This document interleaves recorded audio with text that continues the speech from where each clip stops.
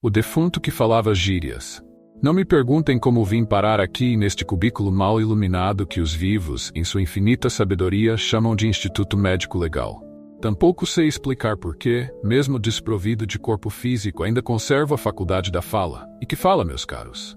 Uma salada mista de gírias e regionalismos que faria Camões revirar-se em seu túmulo lusitano. Mas não nos precipitemos, afinal, toda história tem seu começo, meio e fim, embora nem sempre nessa ordem. Permita-me, caro leitor, que me apresente. Zé Ninguém, nascido José Antônio da Silva, filho de Maria das Dores e de pai incógnito. Morador do Complexo do Alemão, comunidade que, apesar do nome, tem tanto de germânico quanto eu de aristocrata.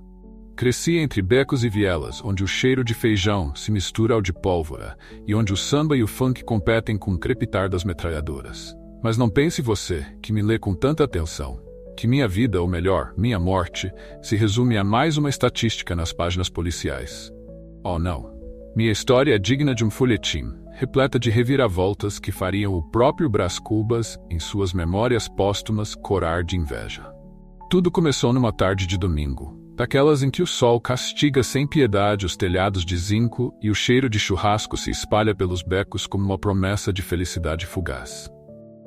Eu estava sentado na laje de Dona Zica, uma senhorinha de idade indefinida, que, diziam as más línguas, já havia dado aulas de samba para Cartola em pessoa. Zé, meu filho, disse ela, ajeitando o turbante colorido que lhe adornava a cabeça, você precisa dar um jeito nessa sua vida. Não pode ficar aí vagabundeando enquanto o mundo gira. Ah, Dona Zica. Se ela soubesse que minha aparente vagabundagem era, na verdade, uma profunda reflexão sobre as complexidades da existência humana em um ambiente hostil. Mas como explicar filosofia a quem só enxerga malandragem? Tá ligada, Dona Zica? Respondi, utilizando o dialeto local que tanto intrigava os visitantes da cidade maravilhosa. Esse papo tá mais batido que samba enredo da Mangueira. A senhora sabe que eu tô na correria, só esperando a oportunidade certa para deslanchar. Dona Zica balançou a cabeça, num misto de reprovação e carinho maternal.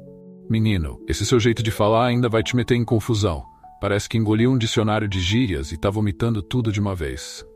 Mal sabia ela que aquela forma peculiar de me expressar seria meu bilhete de volta ao mundo dos vivos. Ou quase isso. Mas não nos adiantemos. Cada revelação a seu tempo, como diria o sábio. Foi nesse momento que o destino, esse dramaturgo caprichoso, resolveu lançar sobre mim seu olhar irônico. Do alto do morro surgiu a figura imponente de Zeca Catatal, o chefão local, acompanhado de seus capangas sempre dispostos a distribuir sorrisos de chumbo. Qual é, Zé? Tá de boa na lagoa? Perguntou Zeca, com um sorriso que não chegava aos olhos. Firmeza, patrão, respondi, sentindo um frio na espinha que nada tinha a ver com a brisa que soprava do mar. Tenho um trampo pra você, moleque. Coisa simples, de boa. É só levar um pacote pro asfalto e voltar com a grana. Tá dentro? Ah, caro leitor. Como recusar uma oferta dessas, vinda de alguém cujo convite é uma ordem e cuja recusa é um atestado de óbito? Aceitei, claro, com a mesma empolgação de um condenado subindo ao cadafalso. E foi assim que me vi, horas depois, descendo o morro com um embrulho suspeito debaixo do braço e o coração na boca. As vielas se abriam à minha frente como um labirinto de Dédalo. Cada esquina um potencial encontro com a polícia ou com rivais sedentos por vingança. Cheguei ao asfalto, denominação que damos não sem uma ponta de ironia, à parte nobre da cidade, com as pernas trêmulas e a testa suada. O ponto de entrega era um bar decadente na Lapa, desses que já viram dias melhores e agora sobrevivem de nostalgia e cachaça barata. Foi lá que o encontrei. Aurélio Buarque de Holanda Ferreira Neto, um sujeito magricela, de óculos grossos e ar professoral. Mal sabia eu que aquele homem, aparentemente inofensivo, seria o pivô de minha desventura final. E aí, meu consagrado? Trouxe a encomenda? Perguntou ele, ajeitando os óculos no nariz fino como quem consulta um dicionário mental. Tá na mão, meu patrão. Agora, cadê o adianto da peita? Respondi, utilizando o vocabulário que me era tão natural quanto respirar. Foi nesse momento que tudo desandou. Aurélio arregalou os olhos, uma expressão de êxtase tomando conta de seu rosto. Fascinante! Exclamou ele, sacando um bloquinho do bolso. Eu poderia repetir essa última frase? Estou compilando um dicionário de gírias contemporâneas e você, meu jovem, é uma mina de ouro linguística. Antes que eu pudesse processar o que estava acontecendo, a porta do bar se abriu com um estrondo. Homens armados até os dentes invadiram o recinto, gritando ordens e apontando armas para todos os lados. Polícia Federal, todo mundo parado. E foi assim, caro leitor, que me vi no epicentro de uma operação policial, com um pacote suspeito nas mãos e um linguista amador ao meu lado, mais interessado em meu vocabulário do que no perigo iminente. O que se seguiu foi uma confusão digna das melhores comédias pastelão. Tiros foram disparados, mesas voaram pelos ares, e eu, em um momento de pânico ou genialidade, a linha é tênue, engoli o pacote que deveria entregar. Caralho, maluco, você tá ligado que isso é evidência, né? Gritou um dos policiais, olhando para mim com uma mistura de espanto e admiração. Foi meu último ato consciente antes de sentir uma dor lancinante no estômago e tudo ficar escuro. Quando acordei, já estava aqui, neste limbo entre a vida e a morte, com a peculiar habilidade de narrar minha própria história post-mortem. Mas não se aflija, caro leitor. Esta é apenas a primeira parte de uma saga que promete mais reviravoltas que um relógio suíço em uma montanha-russa. O que acontecerá com meu corpo? Como reagirá Zeca Catatal ao saber do fracasso de minha missão? E o que fará Aurélio com suas anotações linguísticas em meio a um tiroteio? Tudo isso e muito mais nas próximas partes desta história, onde o realismo fantástico se encontra com o submundo carioca e onde até os defuntos têm algo a dizer, desde que você entenda o dialeto. Ah, caro leitor, vejo que retornou para mais um capítulo desta narrativa sui generis. Permita-me, pois, continuar de onde paramos, embora a linearidade temporal seja um conceito um tanto quanto flexível para alguém em minha peculiar situação. Enquanto meu corpo jazia inerte no chão daquele bar decadente na Lapa, minha consciência flutuava num limbo kafkiano, oscilando entre memórias do passado e vislumbres do que acontecia ao meu redor. Era como assistir a um filme em que eu era simultaneamente protagonista e espectador. Uma experiência que nem o mais potente bagulho do morro poderia proporcionar. Vi quando os policiais, ainda atordoados com minha inesperada manobra gastronômica, tentavam ressuscitar meu corpo inerte. Maluco, acorda! Não vai dar esse vai para não voltar logo agora, gritava um dos agentes, aplicando uma massagem cardíaca que mais parecia uma sessão de exorcismo. Enquanto isso, Aurélio Buarque de Holanda Ferreira Neto, o linguista amador que inadvertidamente me conduzira a este destino funesto, estava sentado num canto, murmurando para si mesmo, enquanto rabiscava furiosamente em seu bloquinho. Fascinante, vai para não voltar. Claramente uma referência à morte, mas com uma construção sintática tão peculiar. A riqueza vernacular das classes menos favorecidas é verdadeiramente um tesouro linguístico a ser explorado. Foi nesse momento que percebi, mesmo após minha súbita partida deste mundo, meu legado linguístico persistiria. Quem diria que as gírias e o dialeto da favela, tantas vezes menosprezados pela elite intelectual, seriam meu bilhete para uma espécie bizarra de imortalidade?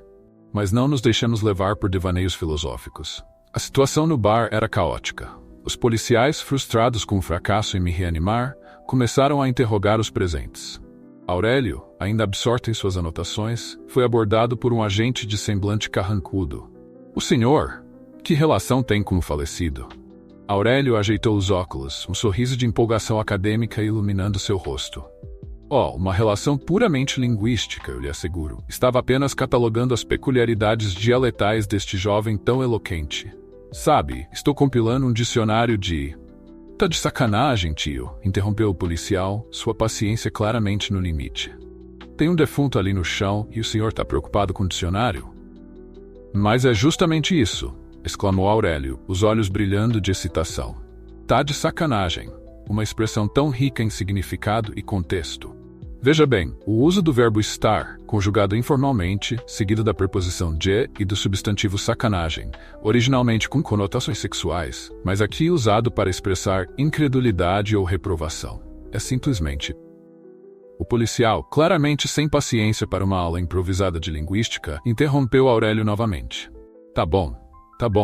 O senhor vai ter que nos acompanhar até a delegacia para prestar esclarecimentos. Enquanto Aurélio era conduzido para fora do bar, ainda murmurando sobre conjugações verbais e etimologia, minha atenção se voltou para uma figura que acabara de entrar no recinto. Era ninguém menos que Zeca Catatal, o chefão do morro, acompanhado por 2 de seus capangas mais truculentos. Qual foi que aconteceu aqui? Perguntou Zeca. Sua voz grave ecoando pelo bar silencioso. Um dos policiais, visivelmente intimidado pela presença imponente de Zeca, gaguejou uma resposta. Houve uma ocorrência. Um suspeito engoliu um pacote e, bem, ele não resistiu. Zeca aproximou-se do meu corpo, ainda estendido no chão. Seus olhos, normalmente frios e calculistas, tinham uma expressão que eu nunca havia visto antes. Seria remorso?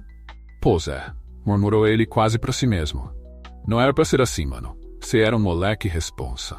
Naquele momento, caro leitor, senti uma estranha mistura de emoções. Se é que um defunto pode sentir algo além do vazio existencial. Ver Zeca Catatal, o homem mais temido do complexo do Alemão, demonstrando algo próximo a um sentimento humano, era tão surreal quanto minha própria condição post-mortem. Mas a cena foi interrompida por um grito vindo da rua. Zeca, os cana, tão subindo o morro. O rosto de Zeca endureceu instantaneamente. Ele lançou um último olhar para meu corpo e saiu apressadamente do bar, seguido de perto por seus capangas. O caos que se seguiu foi digno das melhores cenas de ação hollywoodianas, com tiros, sirenes e gritos ecoando pela noite carioca. Enquanto isso, meu espírito, ou consciência, ou seja lá o que for esta entidade que ainda persiste após a morte, flutuava pelo cenário caótico, observando tudo com um misto de fascinação e horror. Vi quando os policiais, em sua pressa de perseguir Zeca e seus comparsas, literalmente esqueceram-se do meu corpo no chão do bar. Foi então que notei uma figura curiosa se esgueirando para dentro do estabelecimento. Era Dona Zica, a velha sambista da laje, seus olhos astutos examinando a cena com uma mistura de tristeza e determinação. Ai, meu filho, murmurou ela, aproximando-se do meu corpo. Eu bem que te avisei que essa vida não ia te levar a lugar nenhum. Mas deixa estar, vou cuidar de você uma última vez. Com uma força surpreendente para alguém de sua idade, Dona Zica começou a arrastar meu corpo para fora do bar. Eu queria gritar, dizer que ainda estava ali de alguma forma, mas minha voz, ou o que quer que fosse esta capacidade de narrar minha própria história post-mortem, parecia funcionar apenas neste plano etéreo, inaudível para os vivos. Para onde ela está me levando, pensei, enquanto observava Dona Zica habilmente evitar as patrulhas policiais e os olhares curiosos dos moradores. A resposta veio quando reconheci o caminho. Estávamos subindo em direção ao ponto mais alto do morro, onde ficava o velho cemitério da comunidade. Um lugar meio abandonado, cercado de lendas e histórias de assombração, evitado até pelos bandidos mais durões. Zé, meu filho, falava Dona Zica enquanto subia, arfando com o esforço, você nunca deu ouvidos aos vivos. Quem sabe agora, do outro lado, você aprenda alguma coisa. Vou te deixar num lugar especial, viu? Lá onde os espíritos conversam e as almas dançam samba até o amanhecer. E foi assim, caro leitor, que meu corpo foi parar no cemitério do samba, como era conhecido aquele pedaço esquecido no alto do morro. Dona Zica, com a ajuda de alguns antigos amigos do samba que viviam por ali, improvisou o enterro digno de um malandro. Esse menino, disse ela aos presentes, falava mais gíria que gente, mas tinha um coração bom, viu? Que o pessoal lá de cima, e apontou para o céu estrelado. Entenda a língua dele e dê um jeitinho de deixar ele entrar. Enquanto o pequeno grupo entoava um samba-canção em minha homenagem, eu flutuava ali, invisível, inaudível, mas estranhamente emocionado. Era o fim de Zé Ninguém, o moleque do morro que sonhava em ser alguém, mas acabou virando assunto de dicionário e protagonista de sua própria história póstuma. Mas não pense, caro leitor, que minha narrativa termina aqui. Oh não. O destino, esse roteirista implacável, ainda tinha muitas reviravoltas reservadas para esta trama. Afinal, o que aconteceria com Zeca Catatal e sua operação criminosa? E Aurélio, o linguista obcecado por gírias? E que segredos guardava o cemitério do samba, onde meu corpo agora repousava? Tudo isso e muito mais nas próximas partes desta história, onde a fronteira entre vida e morte é tão tênue quanto a linha entre a gíria e o português culto. Até lá, como diríamos na quebrada, fica na moral e não perde a fita. Caro leitor, se ainda me acompanha nesta jornada post-mortem, permita-me expressar minha gratidão. Afinal, não é todo dia que um defunto tem a oportunidade de narrar suas desventuras para uma plateia tão seleta. Mas chega de delongas. Vamos ao que interessa, como diríamos na quebrada. Bora pro game que o bagulho é doido. Enquanto meu corpo repousava no pitoresco cemitério do samba, minha consciência, ou seja lá o que for esta entidade narradora, Continuava a vagar pelo morro e pela cidade, testemunhando os desdobramentos de minha súbita partida deste mundo. A notícia de minha morte espalhou-se pela comunidade como fogo em palha seca. Logo, eu era tema das conversas nos botecos, nas filas do mercadinho e até mesmo no salão da Dona Creusa, onde as senhoras faziam suas fofocas semanais enquanto tingiam os cabelos de um loiro que só existe no subúrbio. "Vocês ficaram sabendo do Zé?" perguntava Dona Jurema, enquanto folheava uma revista de fofocas de 2 meses atrás. "Dizem que ele bateu as botas fazendo um corre pro Zé Catatal." "Cruz credo, Jurema!" exclamava Dona Creusa, fazendo o sinal da cruz com uma mão, enquanto aplicava tintura na cliente com a outra. "Não fala o nome desse homem aqui não, que atrai coisa ruim." Ah, se elas soubessem que eu estava ali, invisível, ouvindo cada palavra. Confesso que senti uma ponta de orgulho ao perceber que minha história estava ganhando contornos de lenda urbana. Afinal, como diria o poeta, ou seria o funk, melhor morrer como um rei do que viver como um Zé Ninguém. Mas enquanto meu nome corria de boca em boca no morro, a situação no asfalto estava longe de se acalmar. Na delegacia, Aurélio Buarque de Holanda Ferreira Neto enfrentava um interrogatório que mais parecia uma aula de linguística às avessas. "Então o senhor quer me dizer", questionava o delegado, um homem corpulento com um bigode que parecia ter vida própria, que estava no bar apenas para estudar gírias? Aurélio ajeitou os óculos, um brilho de entusiasmo acadêmico em seus olhos. "Exatamente, caro senhor. Você não faz ideia da riqueza linguística que permeia as camadas menos favorecidas de nossa sociedade. Por exemplo, a expressão 'tá ligado', uma construção fascinante que... Chega!" interrompeu o delegado, batendo na mesa. "O senhor não percebe a gravidade da situação? Temos um morto, uma operação policial em andamento e o senhor fica aí falando de gírias." Foi nesse momento que a porta da sala de interrogatório se abriu, revelando uma figura que fez meu espírito, ou seja lá o que for, gelar. Era a Dra. Clarissa Rolanda, promotora de justiça e conhecida nos círculos jurídicos como a Dama de Ferro do Ministério Público. "Mas o que temos aqui?" indagou ela, seus olhos perspicazes analisando a cena. "Um interrogatório ou um simpósio de linguística?" O delegado levantou-se visivelmente constrangido. "Doutor Clarissa, não esperávamos a senhora tão cedo. Estávamos apenas..." "Poupe-me das explicações, delegado", cortou ela, sua voz afiada como uma navalha. "Vim pessoalmente acompanhar este caso. Afinal, não é todo dia que temos um professor universitário envolvido com o tráfico de drogas." Aurélio, que até então mantinha sua postura acadêmica, empalideceu. "De tráfico de drogas? Mas eu sou apenas um linguista. Estou trabalhando em um dicionário de gírias utilizadas no submundo do crime, presumo", completou Dra. Clarissa, um sorriso irônico nos lábios. "Fascinante, realmente. Talvez o senhor possa continuar sua pesquisa de campo na prisão." Naquele momento, caro leitor, senti uma pontada de culpa. Afinal, fora meu peculiar modo de falar que atraíra Aurélio para aquela situação. Mas o que poderia fazer? Estava morto, ora bolas. Ou será que não? Afinal, se podia narrar esta história, quem sabe não poderia interferir de alguma forma. Enquanto eu divagava sobre as possibilidades metafísicas de minha condição, a cena na delegacia continuava a se desenrolar. Dra. Clarissa, com a eficiência de um general em campo de batalha, começou a organizar uma operação para subir o morro e desmantelar o que ela chamava de a maior rede de tráfico de drogas e lavagem de dinheiro do Rio de Janeiro. Mal sabia ela que, no complexo do Alemão, Zeca Catatal enfrentava seus próprios problemas. A notícia de minha morte e o fracasso da entrega haviam abalado sua reputação. Os outros chefes do tráfico começavam a questionar sua liderança, e rumores de uma possível guerra entre facções corriam pelos becos e vielas. "Tamo no sal, chefe", dizia Neguinho, um dos capangas mais fiéis de Zeca. "Os caras tão falando que o senhor tá perdendo a mão, que não controla mais nem os próprios aviõezinhos." Zeca, sentado em sua sala do trono, na verdade, uma laje com vista para a Baía de Guanabara, parecia mais velho e cansado do que nunca. "Neguinho, você não entende? Aquele moleque, o Zé, ele era diferente, tá ligado? Falava umas parada doida, mas tinha um coração puro. Eu queria dar uma chance para ele sair dessa vida." Confesso, caro leitor, que fiquei tocado com as palavras de Zeca. Quem diria que por trás daquela fachada de bandido implacável havia um homem capaz de sentir remorso? Mas não tive muito tempo para refletir sobre a complexidade da alma humana. pois logo a cena mudou.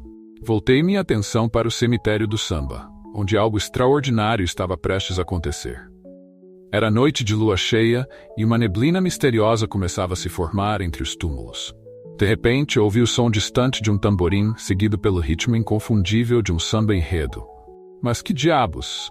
Pensei, observando boquiaberto, se é que o espírito pode ficar boquiaberto, a cena que se desenrolava. Das sombras entre os túmulos surgiram figuras etéreas, translúcidas, outros espíritos. Reconheci alguns. Cartola, ajeitando seu inconfundível chapéu, Pixinguinha, com seu sax pendurado no pescoço. Clara Nunes, em seu traje branco de baiana.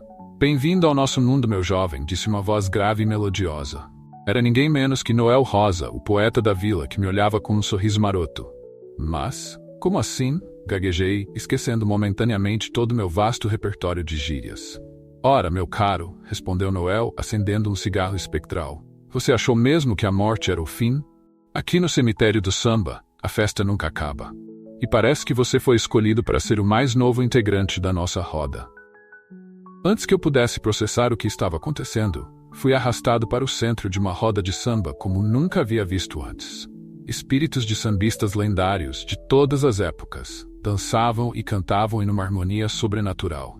Mas eu não sei sambar, protestei, sentindo-me deslocado como um pagodeiro em um concerto de música clássica. Relaxa, meu chapa, disse Cartola, dando uma piscadela. Aqui, todo mundo encontra seu ritmo. Além do mais, precisamos de alguém que entenda a linguagem da molecada de hoje. Quem sabe você não compõe um samba-gíria pra gente? E foi assim, caro leitor, que me vi em uma situação que nem o mais criativo dos escritores poderia imaginar. Um defunto que falava gírias, compondo sambas com as lendas da música brasileira em um cemitério encantado. Mas não pense que minha história termina aqui. Oh não! Enquanto eu aprendia os segredos do samba com os mestres do além, o mundo dos vivos continuava em ebulição. O que aconteceria com Aurélio e sua obsessão linguística? Como Zeca Catatal lidaria com a ameaça à sua liderança? E qual seria o desfecho da operação comandada pela implacável Dror Clarissa? Tudo isso e muito mais, na próxima e última parte desta narrativa, onde os mundos dos vivos e dos mortos se entrelaçam em um desfecho que promete ser mais surpreendente que um mergulho de bungee jump na Rocinha. Até lá, como diria Noel Rosa, agora meu colega de além-vida, com que roupa eu vou pro samba que você me convidou? Caro leitor, se chegou até aqui, permita-me expressar minha mais profunda admiração. Afinal, não é qualquer um que tem estômago para acompanhar as desventuras de um defunto falante até o fim. Mas como diríamos na quebrada, quem começou o baile tem que dançar até o fim. Então vamos nessa. Enquanto eu me ambientava à minha nova condição de compositor espectral no cemitério do samba, o mundo dos vivos fervilhava com os desdobramentos de minha partida precoce. Era como assistir a uma novela das 9, mas com a vantagem, ou seria desvantagem, de ser um dos personagens principais. Na delegacia, a situação de Aurélio Buarque de Holanda Ferreira Neto ia de mal a pior. A Dror Clarissa, em sua cruzada contra o crime, estava convencida de que o pobre linguista era, na verdade, o cérebro por trás de uma elaborada rede de comunicação do tráfico. Confesse, professor, intimava ela, seus olhos faiscando como os de uma onça pintada prestes a dar o bote. Esse seu dicionário de gírias nada mais é que um código para as transações do tráfico, não é? Aurélio, suando mais que um pagodeiro em dia de roda de samba, tentava se explicar. Mas, excelentíssima senhora, é tudo mal entendido. Eu sou apenas um estudioso da língua. Meu interesse é puramente acadêmico. Foi nesse momento que o destino, esse dramaturgo embriagado, decidiu mais uma de suas reviravoltas. A porta da sala de interrogatório se abriu com um estrondo, revelando uma figura que fez todos os presentes emuderecerem. Era Dona Zica, a velha sambista da laje, acompanhada por ninguém menos que o ministro da Cultura em pessoa. Mas o que significa isso? Bradou Dror Clarissa, sua pose autoritária momentaneamente abalada. O ministro, um homem de meia idade com um ar de intelectual boêmio, tomou a palavra. Significa, minha cara, que estamos diante de um dos mais brilhantes projetos de preservação da cultura popular brasileira dos últimos tempos. E assim, caro leitor, desenrolou-se uma cena digna das melhores comédias de erros. Dona Zica, com a sabedoria de quem já viu de tudo nessa vida, e um pouco mais, Explicou que o projeto de Aurélio era, na verdade, uma iniciativa financiada pelo Ministério da Cultura para documentar e preservar as expressões linguísticas das comunidades periféricas. O moleque que bateu as botas, disse ela, referindo-se a mim com uma mistura de carinho e exasperação, era o informante principal do professor, um talentozinho desperdiçado, coitado. Enquanto essa cena surreal se desenrolava na delegacia, no complexo do Alemão, a situação atingia seu ponto de ebulição. Zeca Catatal, pressionado por todos os lados, decidiu tomar uma atitude drástica. Convocou uma reunião com todos os chefes do tráfico, algo inédito na história do crime organizado carioca. Rapaziada, começou ele, sua voz grave ecoando pela laje que servia de quartel-general. Tô cansado dessa vida. Perdi muitos soldados, muitos moleques bons. O último, o Zé, aquilo foi a gota d'água. Os outros chefes se entreolharam, confusos. Estava Zeca Catatal, o terror do Alemão, ficando mole? Tô pensando em mudar de ramo, continuou ele, para espanto geral. Que tal a gente montar uma escola de samba? O silêncio que se seguiu foi tão profundo que dava para ouvir um baseado cair no chão. Então, como se uma represa tivesse se rompido, todos começaram a falar ao mesmo tempo. Surpresa, indignação, entusiasmo, as reações eram as mais variadas. Foi nesse momento que eu, em minha condição espectral, tive uma epifania. Ali estava a oportunidade de transformar toda aquela história absurda em algo positivo, concentrando toda a minha energia ectoplásmica, ou seja, lá o que for que move os espíritos, consegui me manifestar brevemente no mundo dos vivos. E aí, rapaziada, minha voz ecoou pela laje, fazendo todos congelarem de susto. Bora organizar esse samba aí? Tô mandando uma letra maneira direto do além. O pânico inicial logo deu lugar a um frenesi de empolgação. Os bandidos mais durões começaram a chorar, jurando que tinham visto a luz. Outros caíram de joelhos, prometendo largar o crime e se dedicar à música. Zeca Catatal, com lágrimas nos olhos, declarou que aquilo só podia ser um sinal divino. E assim, caro leitor, nasceu a escola de samba mais inusitada do carnaval carioca, a Unidos do Alemão Regenerado. Seu primeiro samba-enredo, o defunto que falava gírias, é claro. Enquanto isso, no cemitério do samba, a notícia da formação da nova escola causou um rebuliço entre os espíritos dos sambistas. Mas que história é essa? Perguntava Cartola, ajeitando seu chapéu etéreo. Agora temos concorrência até no além? Noel Rosa, sempre filosófico, ponderou. Meu caro, não é sobre competição, é sobre a perpetuação da arte. Quem sabe esse não é o caminho para unir o morro e o asfalto, os vivos e os mortos. E foi assim que, numa virada digna dos melhores carnavais, toda a confusão se resolveu da maneira mais carioca possível. Com samba, suor e cerveja. Embora eu, em minha condição espectral, tivesse que me contentar com uma caipirinha ectoplásmica. Aurélio foi não apenas inocentado, mas aclamado como um herói da cultura popular. Seu dicionário de gírias da periferia tornou-se best-seller instantâneo, com prefácio assinado pelo ministro da Cultura. Dra. Clarissa, a promotora implacável, viu-se obrigada a reconhecer seu erro. Como penitência autoimposta, matriculou-se em aulas de samba no pé e tornou-se madrinha da bateria da Unidos do Alemão Regenerado. Zeca Catatal, por sua vez, descobriu que tinha mais talento para organizar desfiles do que para comandar o tráfico. Sob sua liderança, a nova escola de samba rapidamente se tornou uma das favoritas para o título. E eu? Bem, encontrei meu lugar como uma espécie de patrona espiritual da Unidos do Alemão Regenerado. Nas noites de lua cheia, quando a brisa do mar sobe o morro, dizem que é possível me ouvir sussurrando novas gírias e composições para os sambistas. Assim termina, caro leitor, esta saga improvável. Uma história que começou com morte e termina com renascimento, que transformou o trágico em cômico, o ilegal em cultural. Provando mais uma vez que na cidade maravilhosa, a realidade sempre supera a ficção. Como diria o grande Noel, agora meu parceiro de composições no além. Mas para fazer um samba com beleza, é preciso um bocado de tristeza. E de tristeza, alegria, gírias e malandragem, fizemos não apenas um samba, mas toda uma revolução cultural. E você, que acompanhou essa história até o fim, leva consigo não apenas algumas gírias novas, mas também a certeza de que, mesmo nas situações mais improváveis, sempre há espaço para transformação e redenção.